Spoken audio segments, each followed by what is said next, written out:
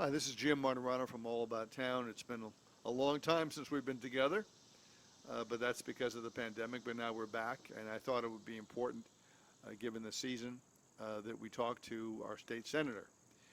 It's been a crazy time. No one could have anticipated the pandemic or the economic downturn and all the things. Recently, we had a hurricane, for goodness sakes.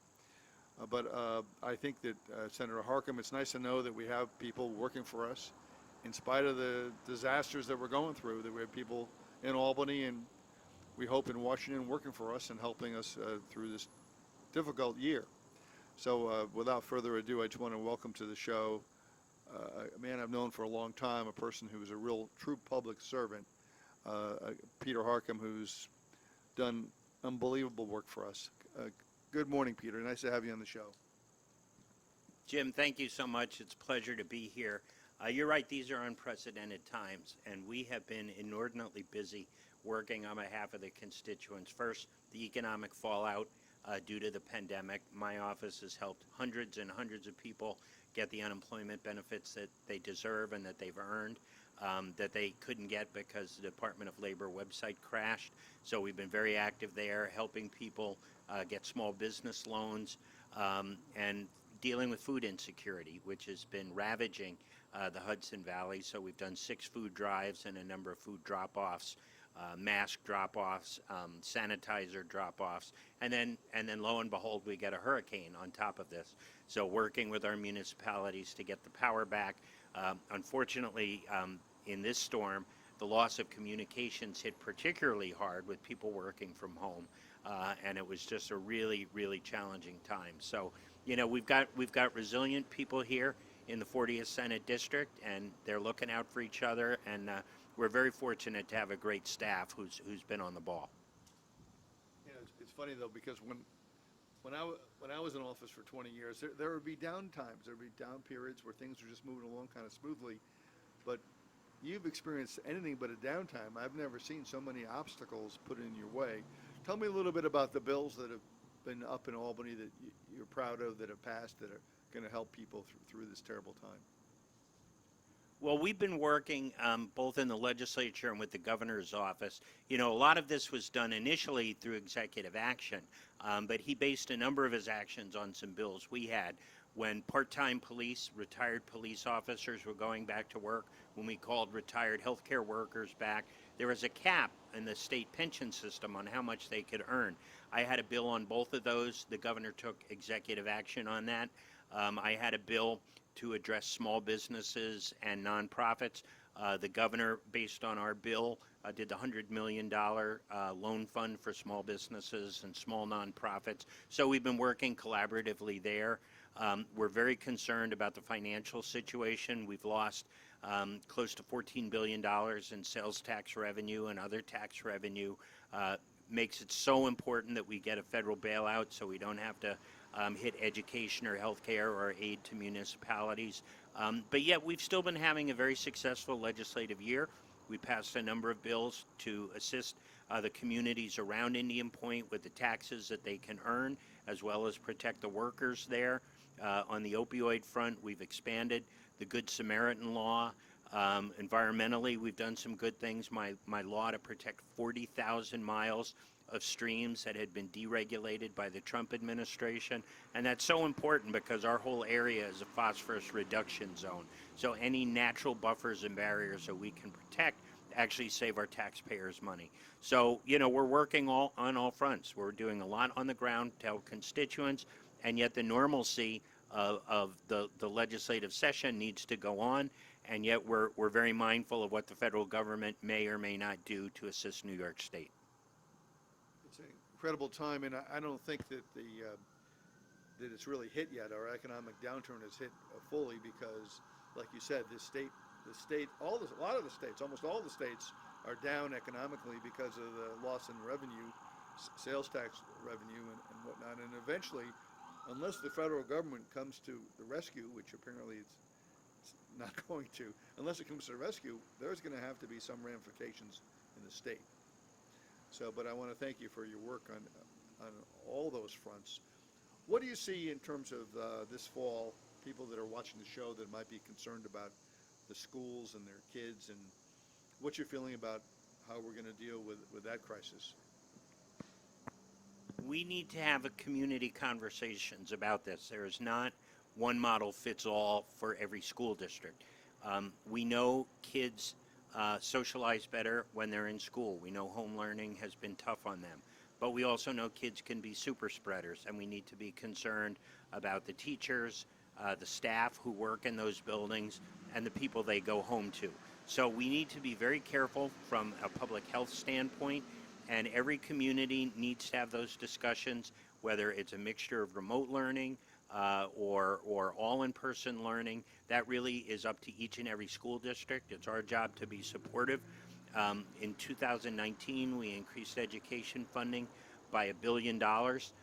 And even with the economic downturn, with federal assistance, we were able to maintain the same level for 2020.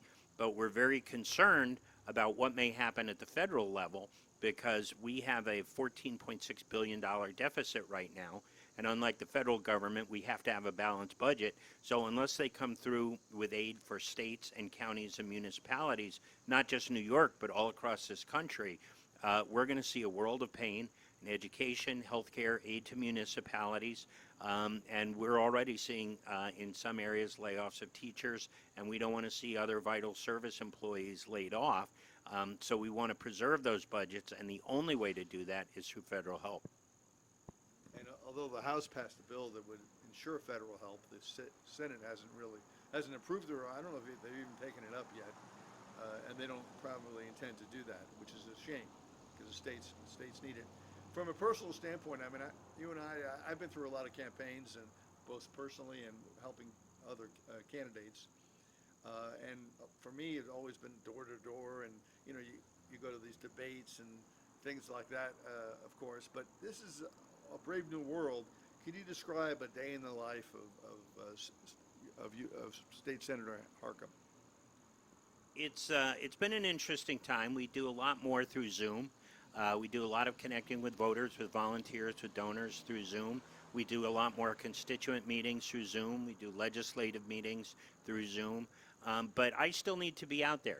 During the height of the pandemic, we were out there thanking essential workers, whether they be Metro North rail employees, whether they be first responders. They need to know that their government appreciates what they're doing and the risk that they were taking. Our healthcare workers, who were phenomenal. So we need to be out during the storm. I have an obligation to be out. I was out actually in the storm, and then every day thereafter for 8 or 9 days, visiting municipalities, visiting OEMs, constantly on the phone with the utilities and the communications companies on behalf of constituents and municipalities. So I still do get out. We're safe. We wear masks. We socially distant. But it's important for me as an elected representative for the people to see that I'm out there working on their behalf. I remember the closest thing I ever came to for a real crisis when I was in office were the storms and the loss of electricity, and some, it's been terrible. Some of them were terrible, and we always went through the problem with the different companies, Con Ed, et cetera, New York State Electricity, et cetera. Do you have any feelings about their responsibility, or can anything be done on a legislative level to hold them more responsible, or to try to change what seems to go on every time there's a storm? What is so frustrating is that they don't seem to learn the lessons of the prior storms, and nothing changes, whether it's the amount of time they take to do their global assessments, whether it's the antiquated infrastructure that's not hardened, whether it's failing to get make-safe crews with our town highway departments so they can cut wires. I was in Croton. There was an incident 4 days in where a 91-year-old man was still stuck in his house because there was a live wire across his lawn 4 days in. Here in Yorktown, the supervisor told me a police officer was stuck in his car for 8 hours because there was a live wire on it, and Con Ed and NYSEG were fighting over whose wire it was. I mean, these kind of things are inexcusable. These storms come every year. We know they're the norm, and this refusal of the utility companies to learn the lessons of the prior storms. There's requests, well, send us your critical infrastructure. Well, it's the same as the last storm and the storm before that and the storm before that. So, the PSC has the ability to find these folks. They should find them. You remember in Long Island, one of the utilities lost a franchise. We're going to be holding joint Senate Assembly hearings on it this coming week, where we want to find out exactly what went wrong and why. But the PSC really has to get involved and hold these folks accountable. Now, after the George Floyd murder, there was, of course, a lot of people demonstrating and concerned about racism, which has been around for hundreds of years. And, of course, there were some initiatives to try to counter that. Can you describe a little bit about what your role has been in trying to react to the George Floyd murder and trying to make things a little better? Sure. First and foremost, as an elected official, my job is to listen. And there are members of our community whose truth is different than what ours might be as white people. And, it's not a zero-sum game. Just because, we listen and we acknowledge the truth of our minority members of our community doesn't mean we don't also support our local police at the same time. It's not either or. We're smart enough and big enough that we can have the capacity to do both. A lot of the demonstrations in my district were through young people, high school and college age students. And I remember one young woman say, we shouldn't have to fight with grown-ups to talk about hate. And we did make some systemic changes on the police side. As I said, we've got some good police departments, but there's some not so good police departments. And so we made some systemic changes statewide for transparency and for accountability that ultimately I think will be good measures.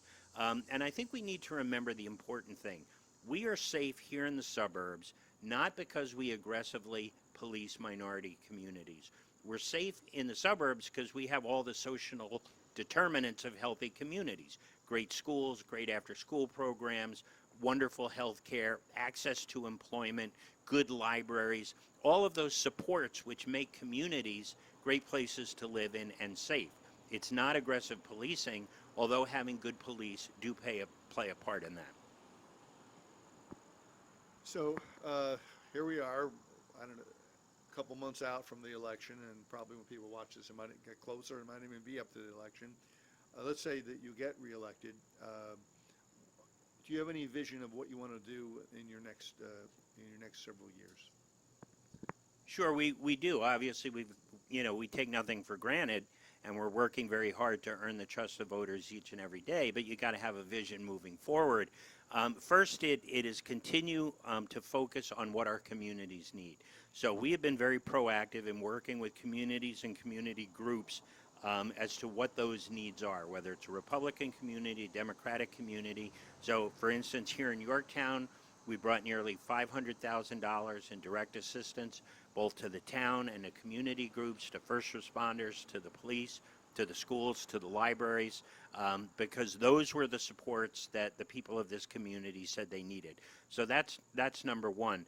Number two, we are in a phosphorus reduction zone environmentally, and it costs our municipalities hundreds of millions of dollars to meet these mandates. So I'm looking at a capital program of $100 million over the next 5 years for communities like the 40th District that are in these phosphorus reduction basins. And why is that important? One, it's costing taxpayers a boatload. B, it's impacting drinking water and recreational water. So that's what we need to do. And number three, my committee that I chair, Committee on Alcoholism and Substance Abuse, does not get the full attention it deserves at the state level. So what I'd like to do next year is merge the Office of Mental Health and OASIS into the Department of Behavioral Health, which will be a cabinet-level position, and finally get the respect and the recognition it deserves for the behavioral health crisis that we're in today. That's a fabulous agenda. It's a lot of work to be done. Have you, I mean, you're in a battle, of course. Unfortunately, there is an opponent. Have you scheduled any debates, and what do you see as the major issue in the campaign itself? There will be debates. I'm sure the League of Women Voters, normally they'll do one in Westchester, they'll do one in Putnam, and there may be one or two private groups that want to do them. And we're happy to have those conversations. You know, right now I'm running on my record. of accomplishment for all of the people of this district. I'm running for the work that we've done in the majority, that we don't want to roll back the progress that had been blocked for decades by the former Republican majority, all the things from voting reform to common sense gun safety to the Child Victims Act, environmental laws, strongest climate protection legislation in the country. So we don't want to roll back, and it's which side of history do we want to be on? Do we want to move forward as a state, or do we want to move backwards? And that's really what I'm focused on, and that's what I can control.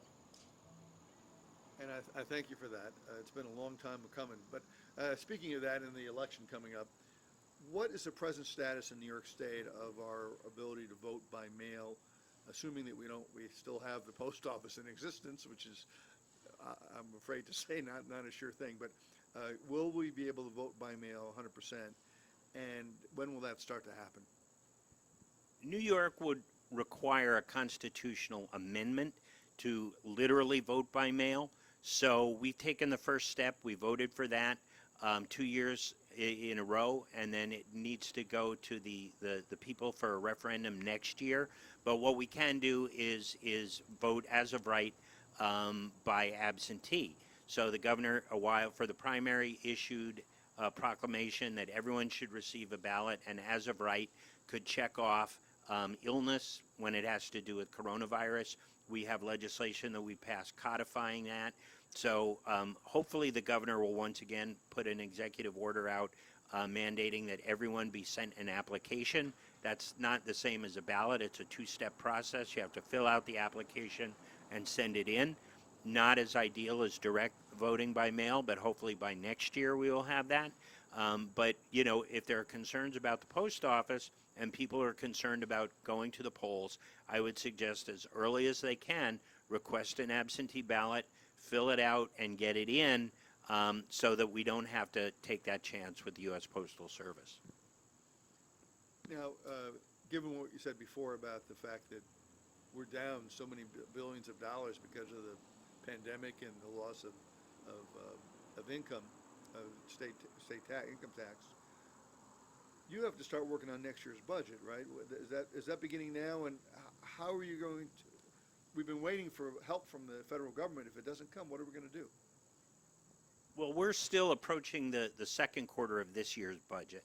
And so we've got a $14.6 billion deficit right now. And the way it works is by law, by statute, we have to have a balanced budget. So the governor has been holding off on making budget modifications, i.e. cuts, to see what the federal government does. If they don't act soon, he's going to have to act to balance the budget. And the way the law is written, then the legislature has 10 days to either accept those changes or to propose our own. So that's what we're watching right now. The budget office of the state is constantly doing the analysis of revenues versus expenditures. The governor has already started slowing payments and withholding payments to municipalities and certain service organizations, which has been painful for them. And so we need the federal government to act now. It's in all of our interests. This is not a partisan issue. And then once the federal government acts or doesn't act, then we need to take appropriate measures depending on what that delta is. It's extraordinary to me that you have to run again so often. It seems to me the term should be a little bit longer than it is now for you. I mean, it seems like just the other day you were running for office. And it's a problem because you end up just constantly having to raise money and run for office. But looking back now on your accomplishments, and what are you most proud of in the years you've been in office now as a state senator? I think there are a couple of things that I'm most proud of. I think one is some of the work that we've done on the opioid crisis and substance use disorder. We've doubled minimum treatment times from 14 to 28 days before insurance companies can intercede. We've reduced and eliminated copays in many cases, and we've eliminated insurance barriers to medication-assisted treatment.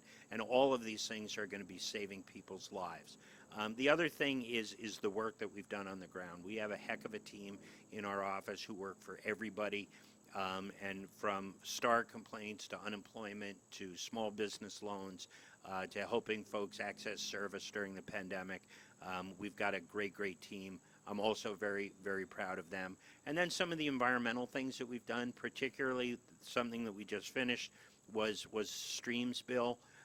Again, that will save money, but it's really breathtaking that we at the state level can do something that the federal government should have done, and they deregulated Class C streams. But this will help protect our drinking water, our recreation water, and our wallets all at the same time. Do you think that Election Day should be made a federal holiday? Yeah, I think it should be made a federal holiday, but certainly a state holiday. But we've done so many things already. You know, early voting, that was something that we did. You know, and I'm really proud of that one.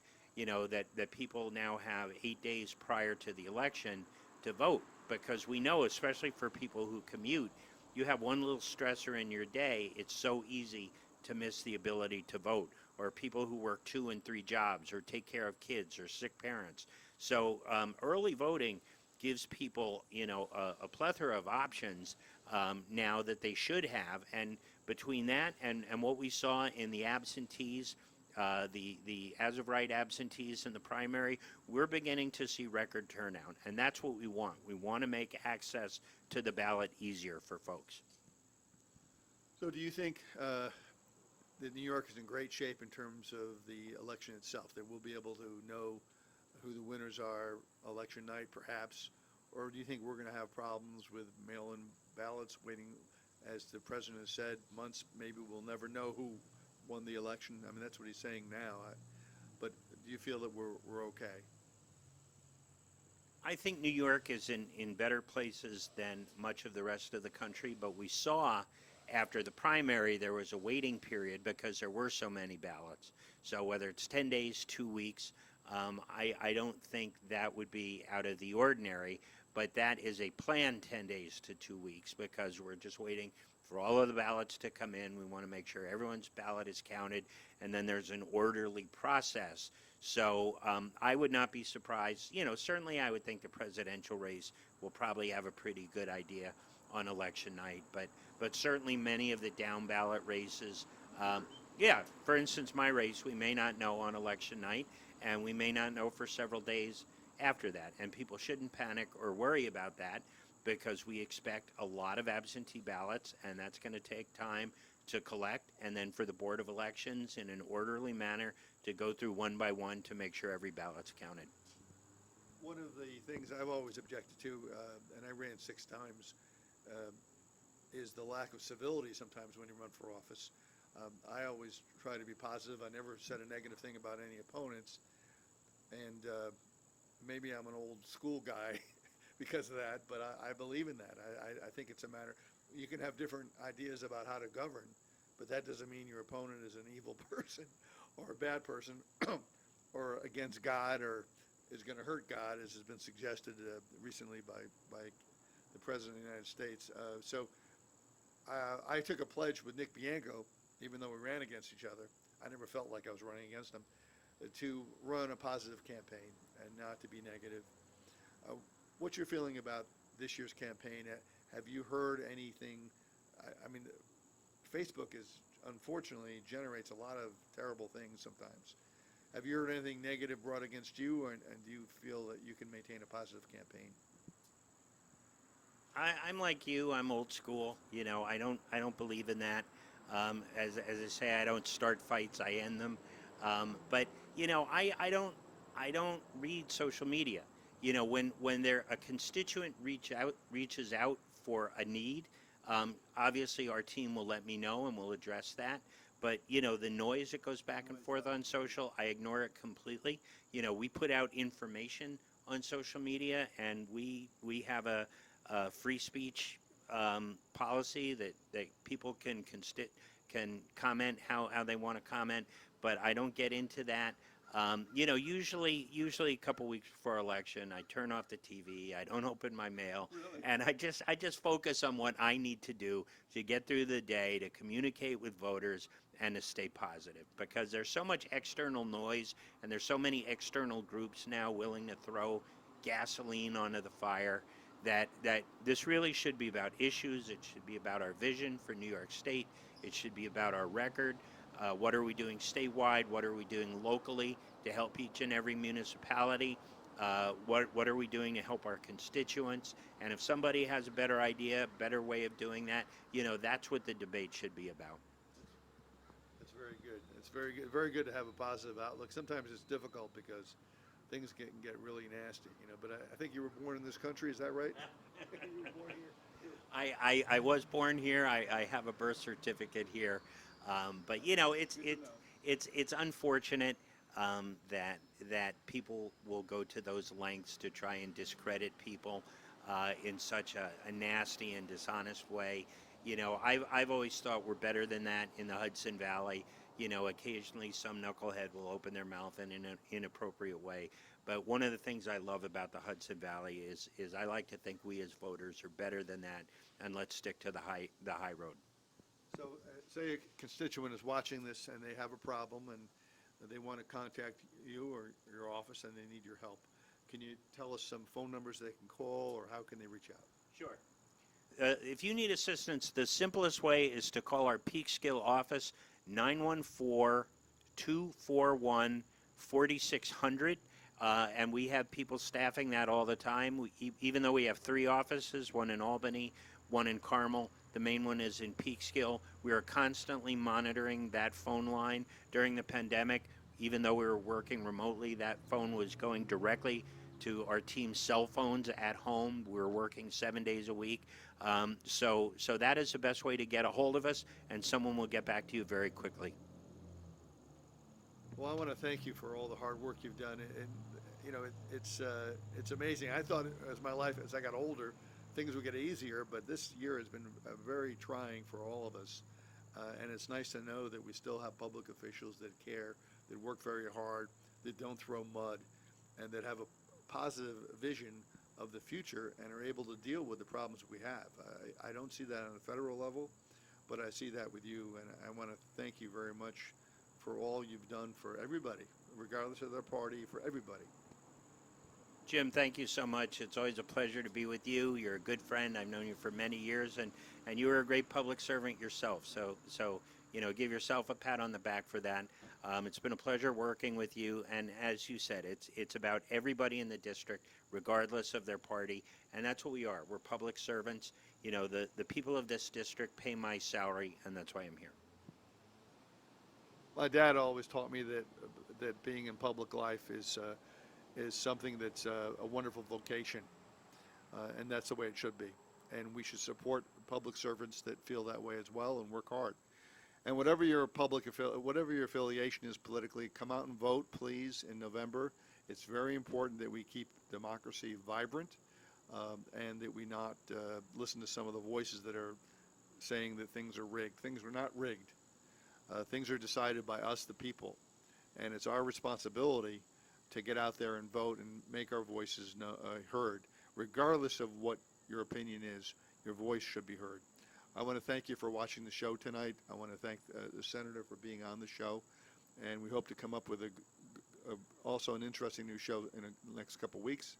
And have a good evening. And again, go out and vote. And thank you, Senator. Thanks, Jim.